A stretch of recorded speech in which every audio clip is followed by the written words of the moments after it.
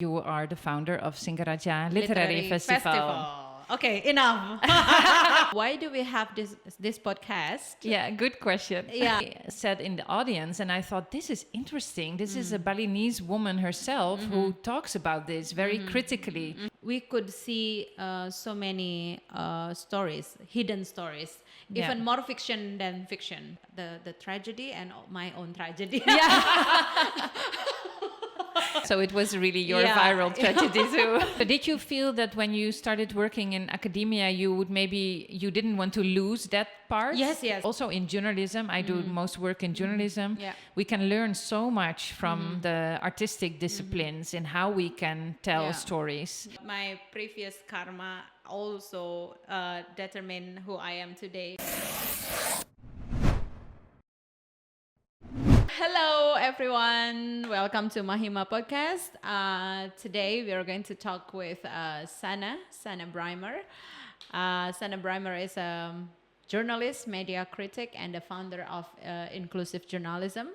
And today we are going to talk about a lot of things, among a lot more things. I mean some few things. And Sanne, you can introduce you. I'm going to introduce you. Also. Yeah. Well, you introduced me already, but I'm really happy to be here in conversation with you. Yes. And you are a Balinese woman, for the people who don't know you. You're also an Indonesian woman. Yes. You're a mom and a wife. Yeah. You're a daughter and a sister. So you So have complete. many roles. And this is just a personal life. You're also a writer and a poet. You're a lecturer at university in the English literature department. Yeah. English education department, teaching literature. Yes, exactly. Yeah. You know better than me, Okay. And What else? no, there's so much more. Yeah, you finished your PhD last year on mindfulness and poetry, which is a really interesting topic, and we will discuss some of that also in this podcast. Some of them, But then you're also founder of Komunitas Mahima, and you are the founder of Singaraja Literary Festival. Okay, enough. Stop. Okay. So actually, but it's good to say that the Singaraja Literary Festival is happening also this year for the third time in July. Coming on July. So we are also, both of us will be speakers there in Singaraja Literary Festival, when we also have a workshop. On we the organize festival. a retreat together, Feel and Heal in Bali, where we will discuss topics like mindfulness, poetry, decoloniality, and decoloniality, many more. Creative writing, journalism, and the intersections of all of these, right? Okay, so why do we have this podcast? Yeah, good question. I think maybe we need to explain a little bit why do we have this podcast, and maybe we start with how do we meet before that. So I met Sanne in Ubud Writers and Readers Festival back then in 2019. And then the topic when I was a speaker there was about the balanced life of Balinese women, and then spirituality. And then Sanne was there in the audience, and then maybe captivated, and she does.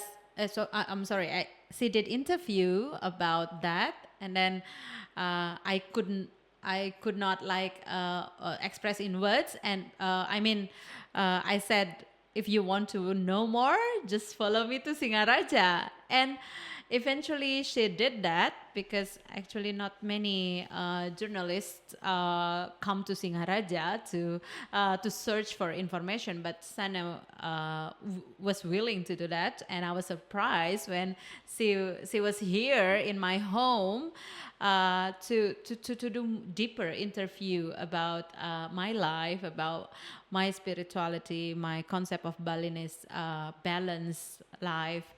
And from then on, 6 years later, until this point, we have our works tangle, and somehow we were and we are working on perspective of women, and then decoloniality, and then also building and shaping better future in our version, of course. And we will talk more about that. So you can also complete my information. When I saw you speak at the Ubud Writers and Readers Festival in 2019, I was as a tourist in Bali. And I saw already there is a lot of well-being and wellness going on in Bali, especially in Ubud, where the festival also is. But you also see that that type of well-being does not always have a lot to do with the Balinese spirituality. And that was actually what was discussed in the panel also. And I don't know exactly what you said, but you had a very clear opinion about that. So I sat in the audience and I thought, this is interesting. This is a Balinese woman herself who talks about this very critically. I did not hear so many people critically about this because from the Western perspective, it's just the way it is, right? You go to Bali for yoga and then suddenly you hear the perspective of Balinese women saying well, this has nothing to do with our spirituality. And a lot of people who stay in Bali also don't really know about our culture and spirituality. So I thought, this woman is interesting. Okay, so I asked your email address. I asked if I could interview you. But I also remember your response was not so, it was really short. Yeah, if you want to come, you can come to Singaraja. And I was looking in the map. Singaraja is far away. Actually, but I challenged you. It was, because usually journalists ended up with short, one-time sitting interview, and it doesn't, for me, I feel that it's not enough to know how deep a Balinese woman's life is, and if you sit only 1 hour and just knowing the surface, story, it's not really deep, and I challenge you to come to Singaraja, and I give you my email, and then we talk through WhatsApp afterwards, and then you came here and you made it. And I was surprised because you are die-hard journalist, and I was thinking you are so serious in responding to this. And because I am also a serious one, I don't want to have a very superficial interview. So I think that was very clear for me at the very beginning. You were very serious. Don't play around with me. If you're interested, come here. And not many journalists can cope with that challenge. I mean, not many. I have been interviewed by many journalists, especially from Western journalists. I said, if local journalists, because maybe they are my friends, some of them are my friends, they can look at me from closer perspective. But in the context of Western journalists, I think not so. I think you are the only one who came thoroughly and deeply and see what I do. And that is very important actually when you are doing investigation, seeing the reality rather than just trusting the words that expressed, although you can you can always trust the words, but also when you are seeing the reality, what your subject is doing, it's more, it gives you more elaborative perspective. And I appreciate Sanne for that. Thank you. But I was immediately very into your work because when I came here for the first time, we had a long conversation for 3 hours or so, I remember. In your house here. Yes. And I immediately, thought wow, she's really interesting. She's doing so many interesting things. I think also the perspective of Singaraja was interesting, how you look at Bali, from the Singaraja perspective. So there were immediately, and we could get along, so we immediately had a good kind of understanding. And then from that point on, I also started to see, and I think you too, like, hey, the work that we both do is kind of like a little bit similar. We have a similar view on how we think good storytelling should be done. And there we started to collaborate more. And you have been from the very first Writing for Transformation course, you have been a guest speaker. Yes. And I am very thankful for that. So, but we have been collaborating in many different things already in the past couple of years. We kind of feeling that, more similarities when we are getting closer and closer, we find more similarities on the way we see things. Yeah. And this is also related to positionality on how we perceive things. Like for me, in my case, I always talk about women perspective on on my creative works, and also in the context of education, I also teach poetry.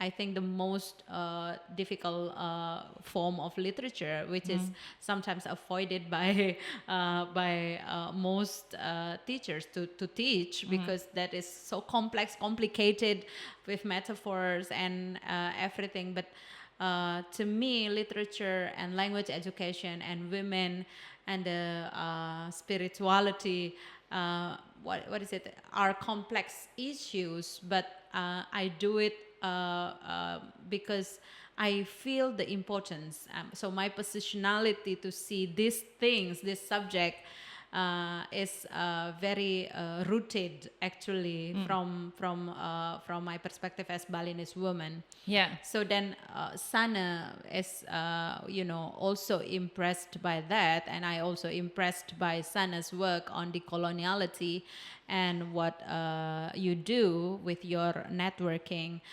spreading the knowledge of decoloniality, which is giving more spaces for minority to speak by themselves, giving voice, and then represent themselves. This is also something that we feel, we share same vision in that sense. But I would not say that I do. I see myself as a student of decolonial theory, because I've done a few summer schools in that. I still am learning a lot.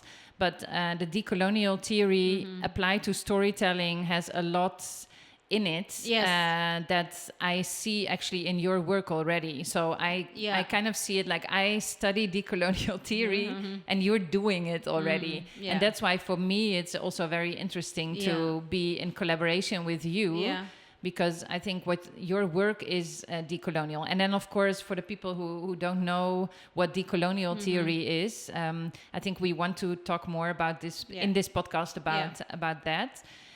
But it has a lot to do with unlearning some of the structures that we're used to in storytelling, right? And coming from a mostly Western dominant culture.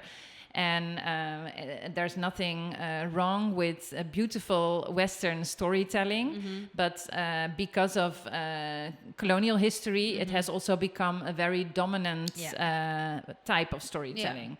And in decoloniality, you also look at all the knowledges that have been wiped out sometimes, really erased or put to the side, and see like what other ways of telling stories are there. And I think you already do that just because of your positionality. And positionality is actually one thing in decolonial theory that is quite important, to be aware of where you stand, and that you from your position as a storyteller, you tell a different story than I tell, right?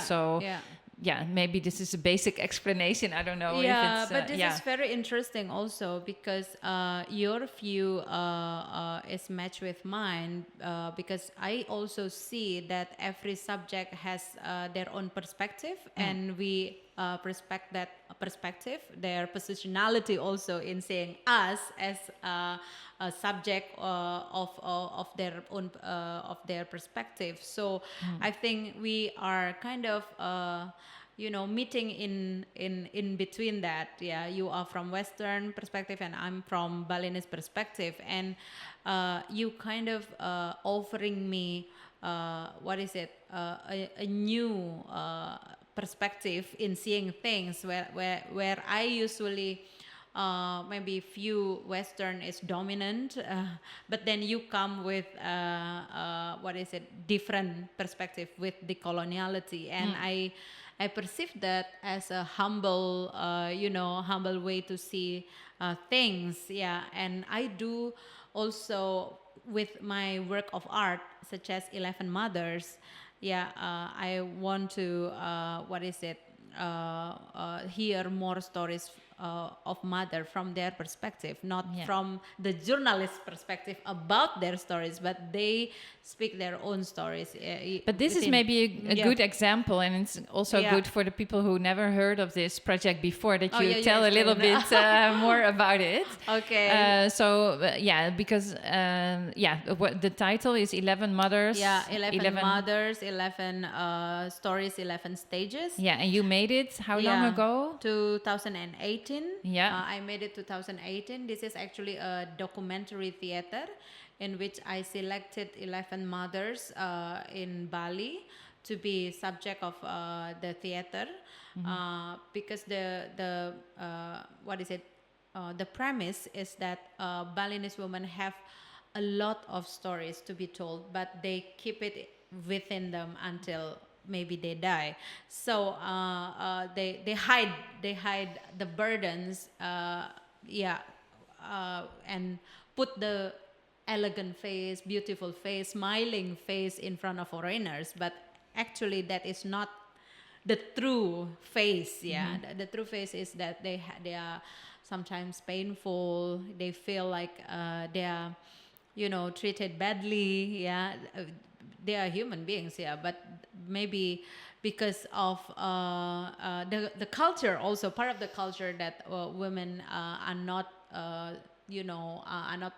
used to speak up in front of people. So this project is actually was stimulated by a very touching case in which there was a teacher, a mother, poisoned their kids to death, and also poisoned herself, but she was not dead.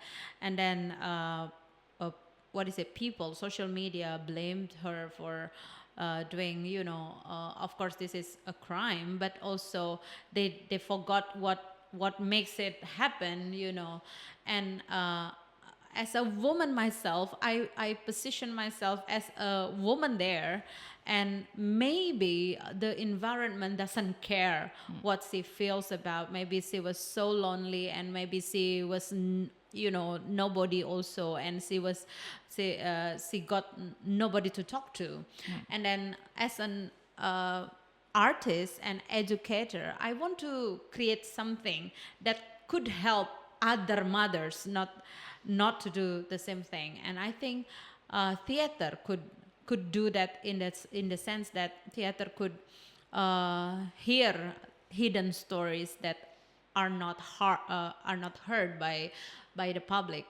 And this is actually a challenge also for me to find mothers who can speak. I mean, who can publicly speak about their private matters. And this is challenging also for me. But the vision is that there is no right and wrong in stories. It's a story. You need to tell that you are hurt, that you are sad. It is okay for you to be sad. Yeah. So that is the basic. Yeah. Do you remember who you asked first? Which women? Who was it? Yeah. One of them was Tini Wahyuni. Yeah. A mother. Used to be a doctor, and then she left the doctor position, which is so promising and glamour, and also very top position in society. She chose to be an artist, a painter, and then musician. Yeah, heal herself through arts. she got 2 divorces, and then she got 1 daughter, and then firstly she was frustrated about herself also, and she was she was deciding at that time to quit everything and then just be herself, against the society that Balinese women should get married and then should have normal life. So she then was back to the family where she was what is it, the to her core, own family, to the core family. Yeah. So this is not common in Bali when you are married and then you are back to your because your for core the family. Yes. For the people who don't know, if you get married in Bali, the woman leaves the house of her family to join the family, the husband's family. And after a divorce, you return to your own family. But also it's not common usually to get a divorce. And then especially 2 divorces. And then so she shared this in the 11 Mothers. In the 11 Mothers and all all the pain and of course to some extent it's hard for you to tell your your sad stories, but still this bravery will inspire others to speak also. And then I have this other stories of a woman, a retired midwife, having 2 marriages also. The first one, the husband was abusive, very abusive, and left her traumatized by everything. And then she was under this trauma of domestic violence as well. And then she got married again, and then the same thing happened, but the second one she didn't get a divorce, stay there. And then but she performed this in order that be careful with who you were married to. And then that is the message, and a lot more. So the thing is, what surprised me is that a lot of family did not know the story of their own mothers. Because at the did end, they find out through your play also? Yes. A lot of the stories. Because that is very before the performance I did very private interview. And then after they perform the story, they invite their family. They perform in front of them, and they were surprised. But this was the endurance that they that they held for so many years. And for me, this is not only heartbreaking for the family, but also for the women themselves. Of course, So that's kind of. But it was, you thought it's interesting actually, because you said this. The reason why you created this project was because of that very tragic story of that one woman who, almost killed herself also, but also killed her children. And then. A lot of people read it in the news and we think, oh, this is very tragic. And then you put the newspaper away and then you go on with your life. But for you, it was something... Because at that time, she was bullied in the social media. Okay, harshly. But nobody... and that's when you felt like started to feel sorry for her, and you didn't hear any voice that was defending her But I didn't meet her. I mean, did you try to meet her actually? No, because I felt that at a time we had to start making something for other women so that tragedy did not happen in other places.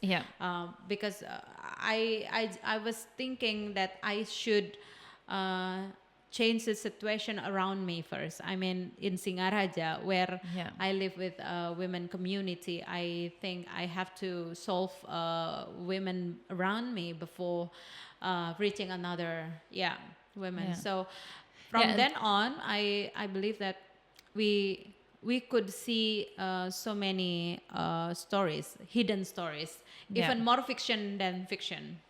Yeah, that's what we often say in our conversation also, right? That non-fiction is more crazy than fiction often. But you use often a non-fiction to make fiction. And the fact that you chose theater as a format, that's also a specific reason, right?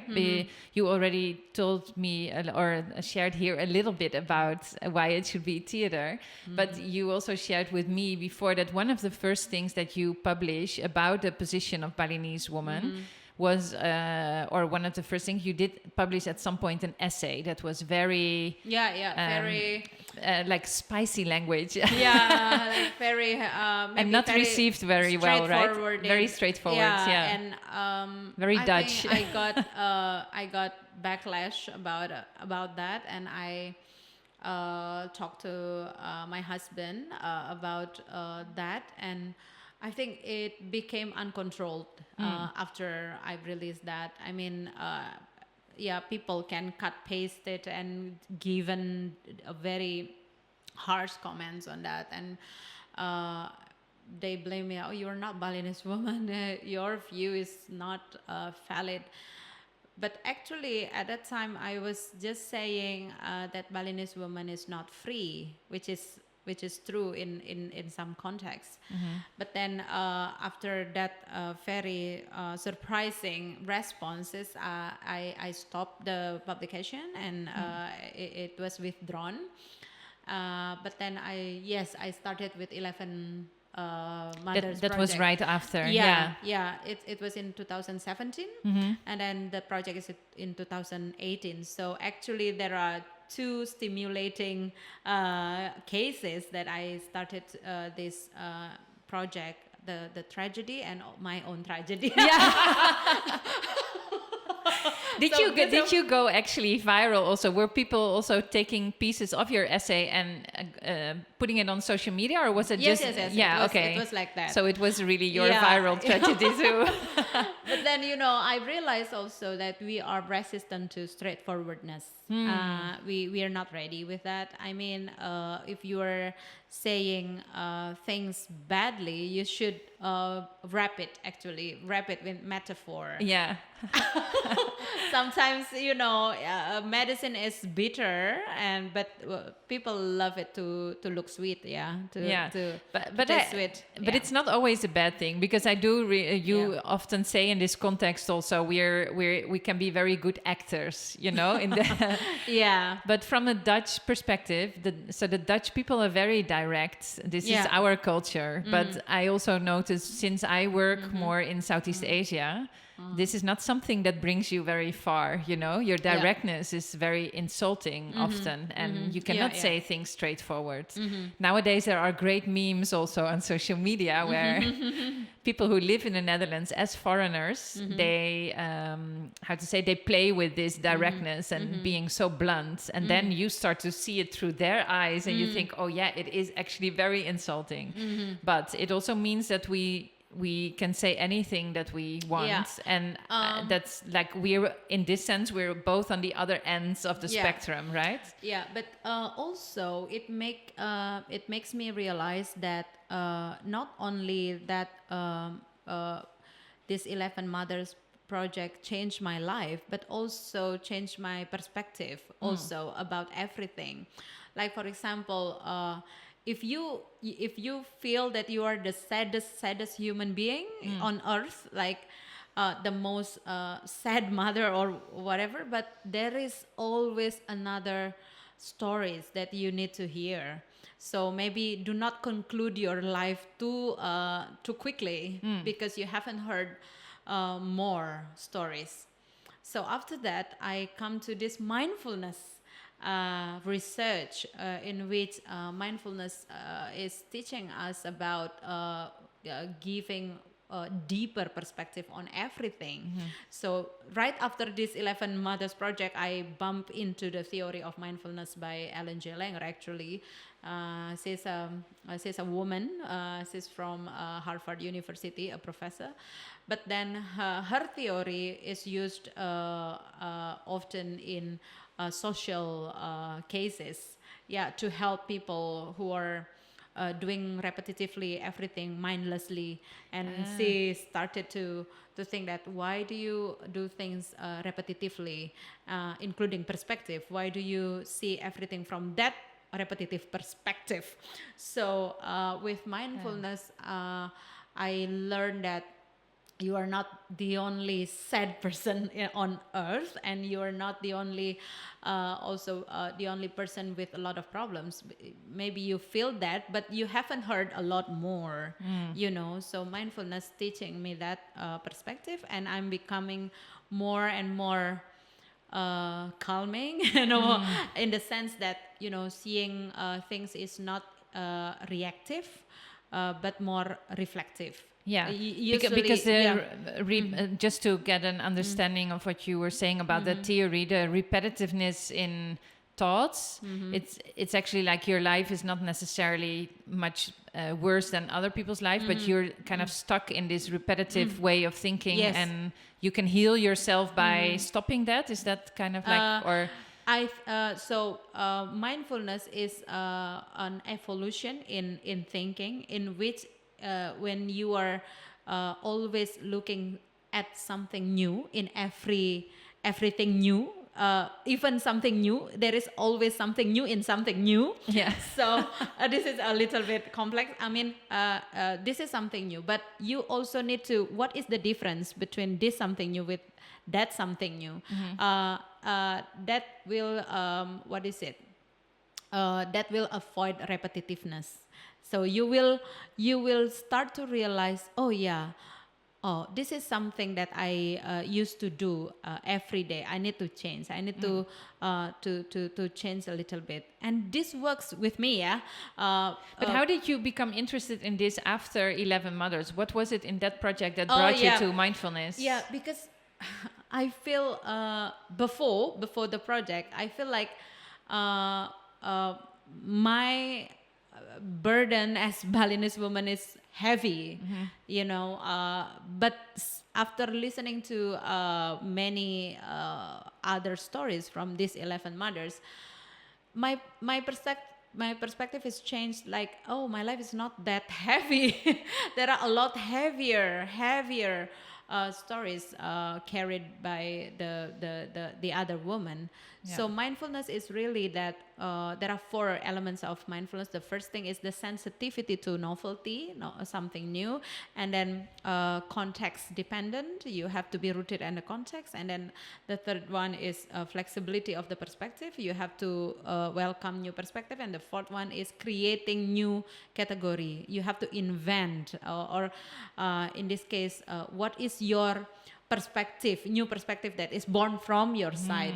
So in the context of me as artist, I look forward to have something new creation. If I do the same thing over and over again, it's not mindful. So it is also in teaching. I applied with poetry, and then the preparation of my doctoral degree was 4 years before that research on doctoral research. I have done it before in 2018 with mindfulness research, and then 2019 again, and then 2020 I applied the scholarship to study doctoral degree. So it's not really after I studied in doctoral I got the idea, but before that it came. Actually, it's like a process. It's like a process. of maturity also. Yeah, but it's also interesting because this is what I like from the beginning, and I think is interesting about your work. You have one foot in community and in doing things and in praxis, as it's called in academic language, and then one foot also in academia. And I think this is a great example of this, because through your theater play and through the fact that you created these stories with these women, and you also went on tour, right? You performed it also in other countries. Yes. So this is something that you then brought to academia. It gave you some ideas, some insights about your personal life, and then you apply it in your PhD research in academia. And I see you do this all the time, from academia to praxis, from praxis to academia. And I think that is really interesting in your work. Yeah, maybe also because I, from the very beginning, I am realizing that I don't want to be only in academia, because I am built from too boring for you. No, because I am built as I think as a artist. My very core is poetry. Yeah, I read poetry since elementary school.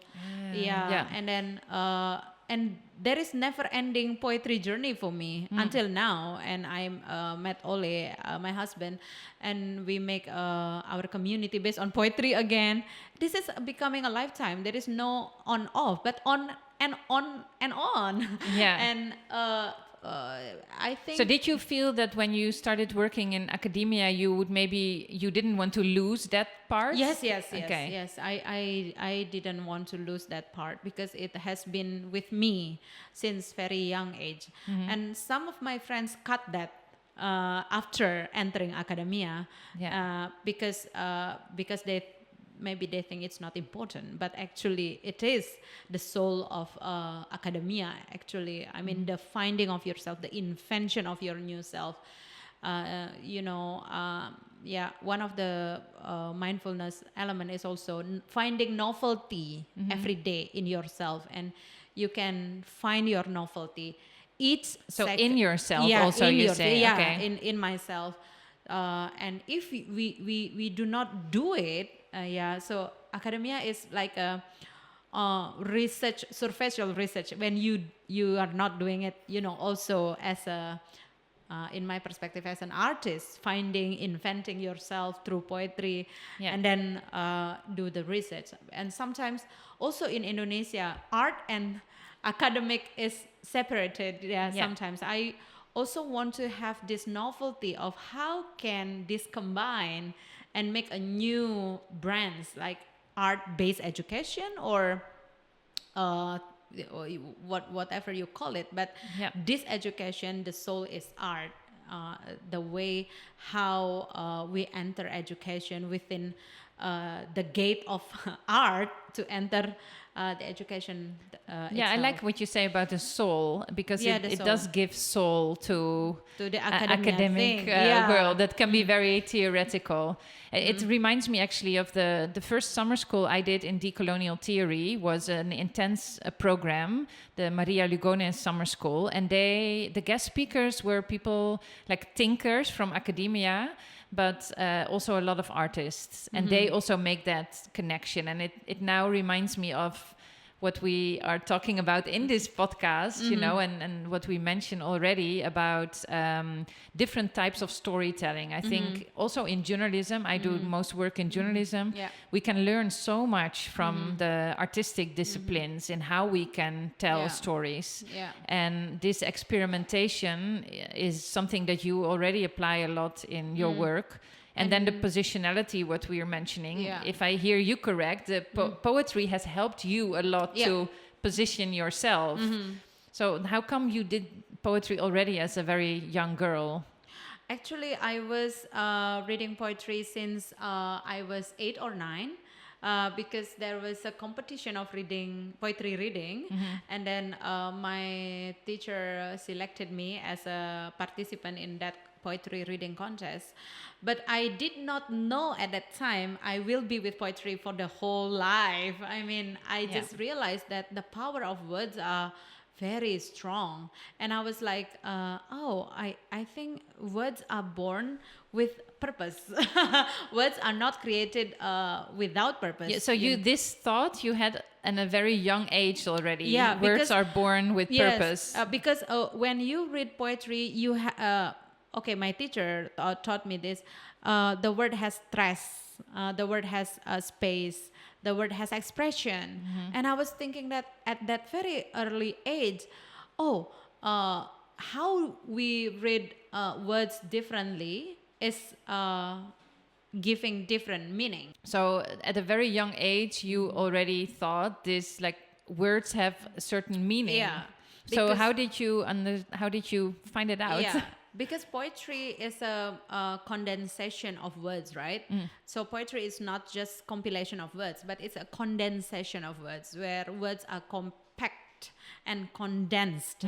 So there is no way we waste words in poetry, right? Yeah. So the way we read it, also, we cannot waste words in reading it. Yeah, so we have to know what is expressed beyond that words. So from the early age, I know that each word has meaning, deep meaning. You cannot waste words. I think that is instilled in my mind since very young age. And then my perspective, I want to be a language teacher. And yes, it eventually became true that I'm a language teacher, especially in English, because I was impressed by words. And so your love for words actually led you to what you're doing now. Yes, and it has been kind of like a common thread in your whole career. Yeah. And then how did poetry help you understand yourself? Back to the idea of positionality also. Yeah, back to mindfulness also, mindfulness theory, that you are... what is it? One of the elements is you have to constantly finding something new in yourself. You have to constantly invent your but that was also the message you got from poetry too. Yeah, from poetry. Yeah. So I wrote poetry, and I find always my voice is expressed best through poetry. Through poetry. Yeah, that's interesting. I wrote many poetry, prose fiction, script writer, but the most challenging one is when I write poetry. Yeah, for example, when my father died, I wrote poetry to heal my wound, to heal my pain, because I feel that somehow poetry, can express the sadness in so many more deeper way. And I was like, wrote it, and I regard it as a mantra to bring to the air as my father goes to different world. So this poetry is carrying with him a message that I could not deliver because we are different world now. Yeah, we are that's in different. That's. That also ties into decolonial theory and what we were saying before about we have such a dominant culture in storytelling. And then in a situation like this, when something so intense happens, you actually find out that the tools you learn so far is actually not enough to express what you want to express. And then poetry is a tool that does capture that, right? So I think this is like a type of storytelling or a different format that can capture something that you would never express this type of feelings maybe in an essay or in an article or a theater play, like poetry. I can see it. I always think that each form of art also has different purpose. Theater, for example, it cannot be replaced by poetry. Poetry cannot be replaced by theater, and then by novel. It has its own destiny. But as I specifically mentioned, poetry is the most challenging one. And when you are in a suffer, for example, writing poetry can heal. And this is actually also the theme of the festival also, how you feel and heal yourself through literature. This is also the thing that we will also discuss in writing workshop in coming festival. Yeah. So both of us shared so many vision, and somehow we cannot wrap it up in 45 minutes. So we will but I do have a very good understanding now of how you are positioned as a Balinese woman, as an Indonesian woman, as a founder and a community organizer and a mom and a sister, etc. So I think that has become quite clear for me now that what is your position and what is the angle you speak from, and I think that to wrap it up a little bit because we promised to talk about positionality, but I think it's very you made it very clear how you are where you are now and why that is. And from your perspective also, becoming a journalist, if I can see from my perspective about your positionality, is that Sanne is very keen on listening to voices that is not heard yet, and she's ready to listen with her open ears, a kind of mindful person that always opens her heart for something new. And even we almost always do conversation, but each conversation is different, right? Even before this podcast, we have like hours and hours of conversation, and but this is different to her. So I think this is very important and saying much about Sanne's positionality in journalism, that you just need to understand new perspective. It's like a conclusion. Or you add something? Well, I was just thinking that I thought it was interesting how you in a very young age already got in touch with poetry, and I don't know if you were already conscious of it or then that it would be your whole career, but I remember there was a radio reporter coming to our primary school when I was very young, and that was something that I found super interesting, and I write also for the school newspaper. So it's I think interesting how the things that you do as a child already say a lot about what your future career could look like. Although I did study art before I studied journalism also. So it's not always very clear, I think, from a very young age that this is definitely the direction. I don't know how you see it, but if you look back, you see, I was already doing this in a very young age, and see where I am now, right? So but I think also we can talk much more in a next episode. But in Balinese perspective also, there we believe in karma, and my previous karma also determine who I am today. Maybe my ancestor loved literature in the past life, so I continue within this reincarnation. Oh my God! Well, I love to hear more about that. Also, so we will save that for next episode. Thank you very much for listening to us. I'm Sonia. I'm Sanne. We will see you in the next episode. Yes. Thank you. Bye. Bye. Thank you, Sanne. You're welcome. Cheers. Yeah. Oh my God. Okay. It's very nice, It's nice.